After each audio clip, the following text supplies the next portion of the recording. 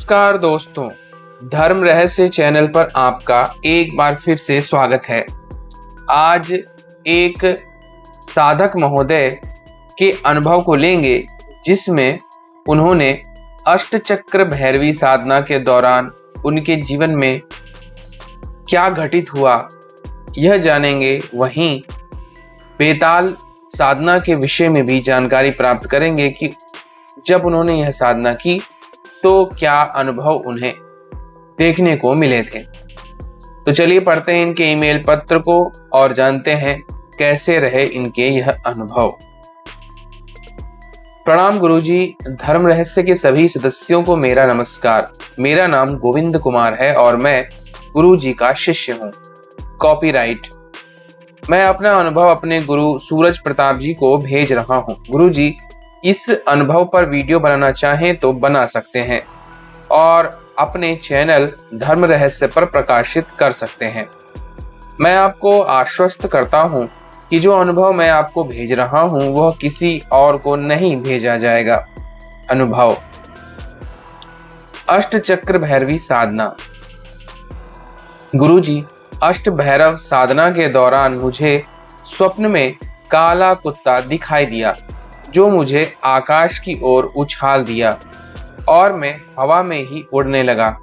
इसके बाद जब मैं अष्ट भैरवी साधना शुरू किया तो पहले दिन सपने में सफेद साड़ी पहने कोई स्त्री दिखाई दी जो मेरी तरफ तेजी से आ रही थी।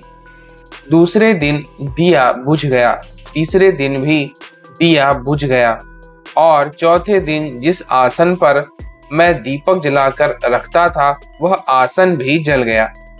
इससे मैं उदास था। इसके बाद छठवें दिन भी दिया बुझ गया। फिर सातवें दिन मुझे सपने में कोई शक्ति दिखाई दी जो काले रंग की थी और बाघ की खाल पहने हुए थी। वह मुझे किसी तंत्र प्रयोग के बारे में बता रही थी।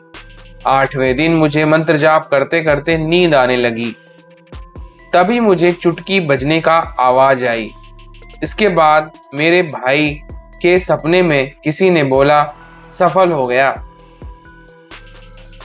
अब मैं अपने दूसरे अनुभव हनुमान बेताल साधना के विषय में बताता हूँ।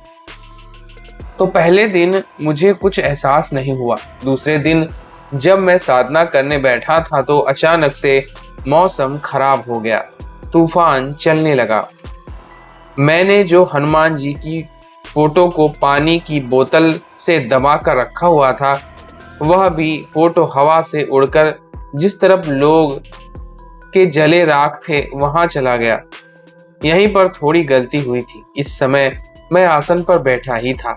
मैंने सोचा कि अभी तो साधना शुरू नहीं किया तो मैं उठकर जाने लगा तो मेरे पैर में कांटे गड़ गए, लेकिन मेरे पैर में कुछ नहीं हुआ और मैं कांटे को निकाल कर फेंक दिया। फिर साधना शुरू कर दिया तो थोड़ी नींद आ रही थी। शेर के दहाड़ने की आवाज सुनाई दिया और मैं सतर्क हो गया। जाप पूरा किया। तीसरे दिन जब मैं जाप कर रहा था तब मुझे काली परछाई दिखाई पड़ी और किसी का मेरे पीछे आते जाते महसूस हुआ, लेकिन शक्ति प्रत्यक्ष नहीं हुई। तो मैं फिर से साधना करने लगा क्योंकि बेताल पहले ही मेरे भाई के सपने में बोल चुका था कि अगर एक बार में सिद्धि नहीं हुई तो दोबारा साधना करने को कहना। फिर मैं पहला दिन साधना करने बैठा तो मैं अपने पास दिए रखना भूल गया, लेकिन मैं इस बार अपने आसन से नहीं उठा और जाप पूरा किया। फिर परछाई आते दिखाई दी। दूसरा दिन मुझे थोड़ा बुखार हो गया था। तीसरे दिन किसी के तेजी से आने जाने का महसूस हुआ। मुझे संपूर्ण सिद्धि तो नहीं मिली है क्योंकि मेरे घर से शमशान लगभग 1 किलोमीटर की दूरी पर पड़ता है। मैं केवल अपने घर में अपनी माँ, बहन और भाई को ही बताकर जाता था। अपने पिता से छिपकर जाता था क्योंकि उनके ऊपर खिला पिलाकर तांत्रिक क्रिया किया गया था। वो हम सब से हमेशा लड़ते रहते हैं। मैं केवल 6 माला ही जाप करता था क्योंकि रात को 2 बजे लोग वहां ईंट पारने यानी बनाने लगते थे।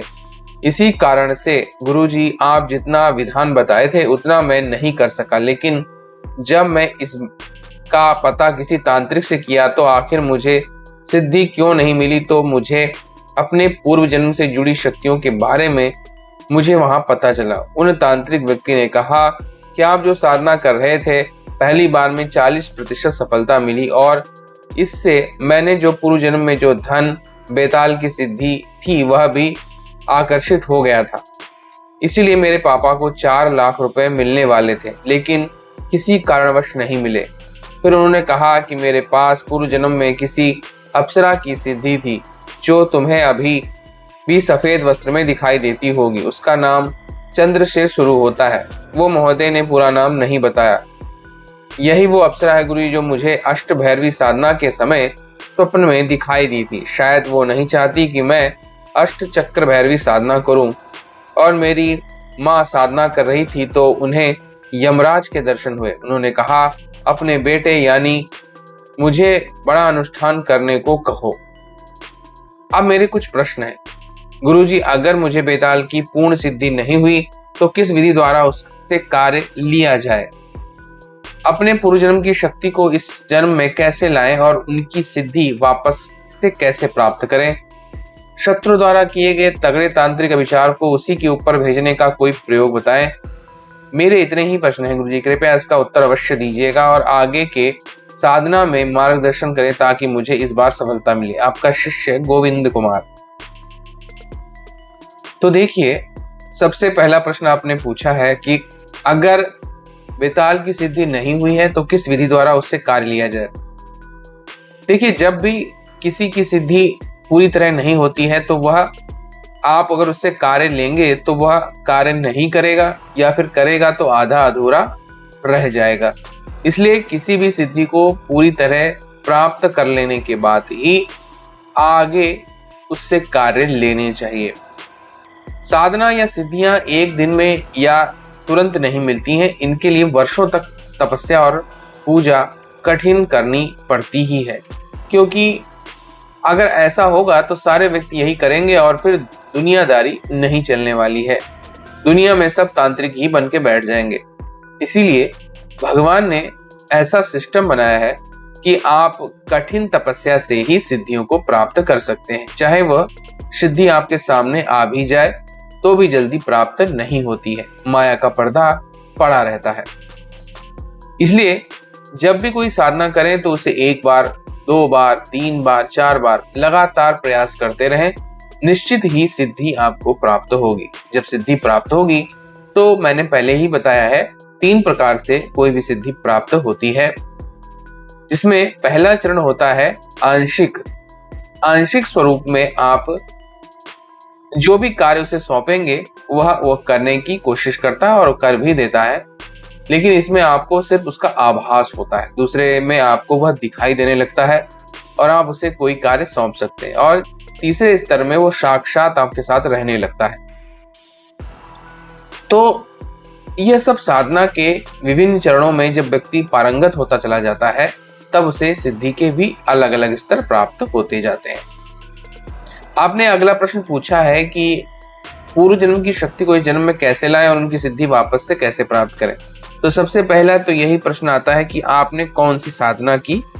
तो जिस भी साधना को आपने पूर्व जन्म में किया हो उस साधना को इस जन्म में अवश्य ही करना चाहिए, क्योंकि पूर्व जन्म की वह पूजा इस जन्म में तभी जुड़ेगी जब आप इस जन्म में उसी साधना को करेंगे उसी प्रकार से व्यवस्थित होकर के। तो पूर्व जन्म के कुछ कर्म और उसका प्रभाव, ऊर्जा स्तर इस जन्म में जुड़ जाएगा और दोनों के जुड़ने की वजह से सिद्धि मिलने की संभावना कई गुना बढ़ जाएगी और इससे सफलता भी व्यक्ति को अवश्य ही मिलती है। तो पूर्व जन्म में अगर आपने कोई साधना करी हुई है और आपको ये आभास हो जाता है कि यह साधना मैंने पूर्व जन्म में की है, तो उसे गुरु से आज्ञा लेकर इस जन्म में अवश्य ही करना चाहिए। अब अगला प्रश्न है कि शब्द द्वारा किए गए किसी तगड़े तांत्रिक विचार को उसी के ऊपर भेजने का कोई प्रयोग बताएं। तो इसको पलटवार कहते हैं। तो पलटवार बड़ी शक्तियों के लिए तो करना ही नहीं पड़ता है। जैसे कि आप बड़ी शक्ति के उपासक हैं, 10 महाविद्या में से माँ शक्ति के किसी भी बड़े स्वरूप से संबंधित है, भगवान विष्णु से संबंधित है, भगवान शिव से संबंधित है, गणेश भगवान से संबंधित है, तो आपको ये करने की आवश्यकता ही नहीं होती है। अगर तांत्रिक बहुत ज्यादा शक्तिशाली नहीं हुआ, आपके बराबर की स्थिति या शक्ति का मालिक नहीं होगा, तो जो करेगा उसी के ऊपर ऐसा प्रयोग खुद ब खुद हो जाएगा। इसके अलावा आप स्वयं के लिए हमेशा कवच का निर्माण रखें, तो कवच के से टकराकर जो भी शक्ति आती है वो वापस उसकी ओर पलट जाती है। लेकिन वो भी क्योंकि साधक है, इसलिए उसके ऊपर जब कोई शक्ति पलटकर दोबारा जाएगी तो वो अपनी शक्ति को खुद रोक सकता है। तो इस बात की कोई विशेष फायदा नहीं होता है कि आप उसके भेजे गए चीजों को वापस उसकी ओर भेज सकें, जब तक कि वह ऐसी शक्ति की उपासना नहीं कर रहा है जो उसके भी नियंत्रण से बाहर है। मान लिया किसी ने मारण प्रयोग किया और कृत्या प्रकट की है, ऐसी कृत्या जो वह भेज तो सकता है लेकिन वापस अगर आ गई तो उसी को खा जाएगी या उसी का ही वध कर लेगी। तो ज्यादातर तांत्रिक ऐसा प्रयोग बहुत बड़ी स्थिति में करते हैं, उससे पहले खुद ही कोई तांत्रिक ऐसा प्रयोग करता ही नहीं है, क्योंकि वो जानता है कि अगर मुझसे कोई गलती हो गई तो मेरी मृत्यु हो जाएगी। तो सबसे पहले अविचार कर्म में जो पलटवार सीखना है, यह आवश्यक ही नहीं पड़ता बड़ी शक्तियों के उपासक को। छोटी शक्तियों के उपासक के लिए विशेष प्रकार के तंत्र बताए गए हैं, जहां का इसका वर्णन यहाँ पर नहीं किया जा सकता। उसके लिए एक विशेष अलग ही टाइम और समय होता है, और इसके अलावा उसके लिए पूरी विधि विधान सीखना पड़ता है। तो सबसे सरल जो है मार्ग वो यही है कि आप खुद ही गुरु मंत्र धारण किए हुए हों और दश महाविद्या या कई बड़े स्तर की देवी शक्ति की उपासना करते हो, तो कोई भी तांत्रिक प्रयोग आप पर कार्य ही नहीं करेगा, और करेगा तो उस पर पलट जाएगा, क्योंकि वह शक्ति उस तांत्रिक की भेजी गई शक्ति से बड़ी होती है। तो ये थे आज के इनके अनुभव और साथ ही कुछ प्रश्न। अगर आपको आज का वीडियो पसंद आया है तो लाइक करें, शेयर करें, सब्सक्राइब करें। आपका दिन मंगलमय हो। धन्यवाद।